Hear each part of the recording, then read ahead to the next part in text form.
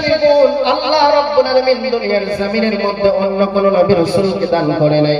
সেইটা হলো আমার রাসূলকে আল্লাহ রাব্বুল আলামিন 4 থেকে 6 বছরের মধ্যে সিনা চাক করেছে। সুবহানাল্লাহ বলেন। এর কারণ হলো রাসূল হলেন ইলমের দরিয়া, সিনা চাক করেছেন। কেমন করে?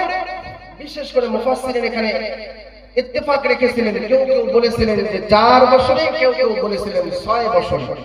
যখন আল্লাহর নবী তার নয়নমণি মায়ের কাছ থেকে যখন ওয়াদি হালিমা, যখন ইয়ানি মক্কা থেকে তায়েফের মধ্যে চলে গেলেন, হালিমাতুস সাদিয়ার ঘরে যখন লালন পালন হতে লাগলেন, যখন আস্তে আস্তে বড় হতে লাগলেন, হালিমাতুস সাদিয়ার একজন সন্তান ছিল যার নাম হলো আব্দুল্লাহ।